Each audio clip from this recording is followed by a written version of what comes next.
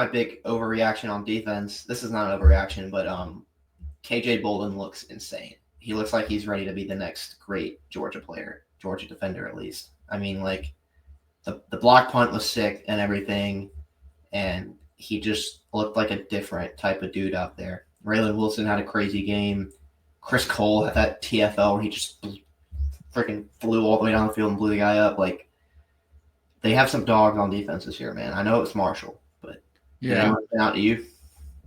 Yeah, I do kind of regret not hyping up KJ Bolden more during this offseason. Like, I feel like it kind of light bulb did set off. Like when we were having that conversation a couple weeks ago, it was like, I feel like I was judging him based on Malachi Stark's freshman year. I was like, well, he wasn't as good as Malachi Stark, so he's not going to be. It's like, yeah, Malachi Starks. There's not many freshmen that are ever that good. So, I think KJ Bolden is the real deal.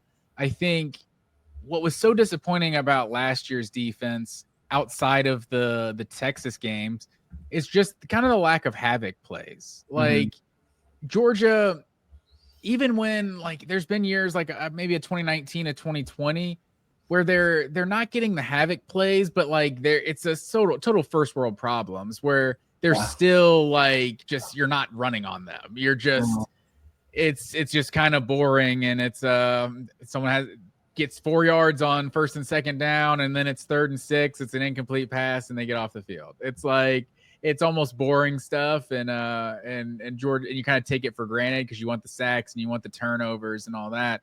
Seeing a blocked punt is not a turnover per se or sack, but it's at least like a havoc type play that like your defense, special teams is getting after it.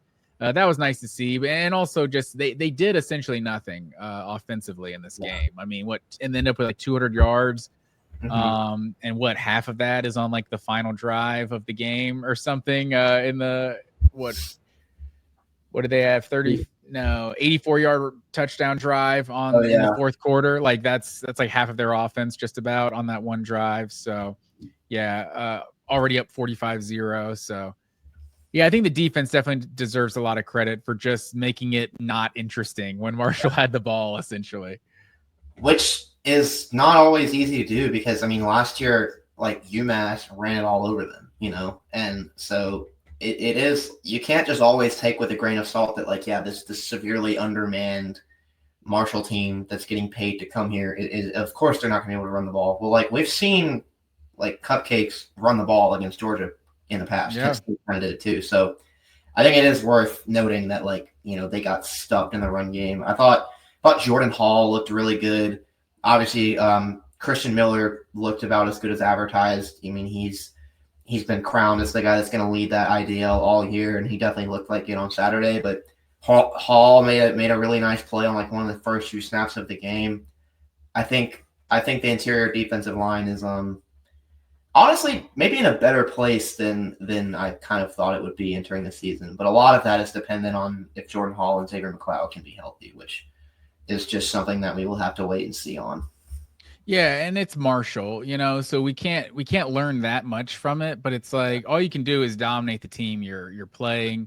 And Marshall had 7 first half drives, 6 3-and-outs. It's like and the one that wasn't was I think 5 plays for 16 yards. Like, so maybe they got one first down and then punted it away. And then, 4 plays, 6 yards in the third quarter, another 3-and-out, 4 plays, 13 yards. Like, they did not have a drive over 16 yards until the fourth quarter. Like so the defense definitely deserves a lot of credit. It's a lot of different bodies. So, I don't think there's one guy that really, stands out other than you mentioned Raylan Wilson. Raylan Wilson was definitely balling, and KJ Bolden, of course.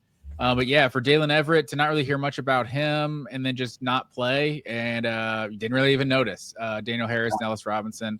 I don't know. I'm not an X's and O's guy. I'm not sure who graded out better between those two, but clearly Marshall wasn't making any plays in the past game.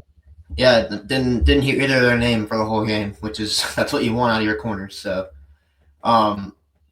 yeah, shoot, I was gonna say something about Raylan Wilson.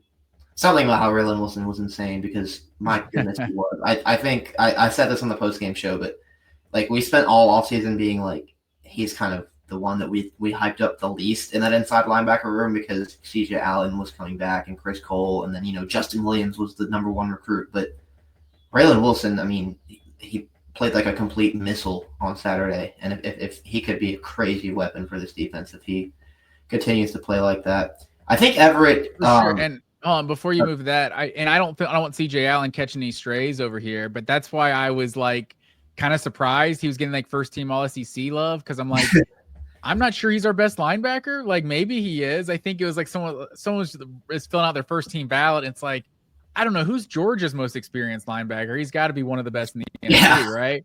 Maybe it's CJ Allen, maybe it's Raylan Wilson, maybe it's Chris Cole or Justin Williams, but yeah, Raylan Wilson looked good on Saturday. And CJ Allen is a beast. He was definitely the best linebacker on the team last year, and he made some of the best plays of the whole season. The Florida pick or the stop he had against Georgia Tech. But man, I mean, if these guys have such a good problem to have at linebacker, I mean that group looks ridiculous. I'm so excited to watch them this year. Yeah, and you saw three linebackers in at times in this game, and I think Raylan Wilson was the one that was like more of the edge guy when they had three linebackers in, the more the pass rusher. So that's interesting. But yeah, I think it's just a versatile group, and they're definitely going to be the strength of the team. That's what we thought all off season, and they're going to be studs this year for sure. Yeah.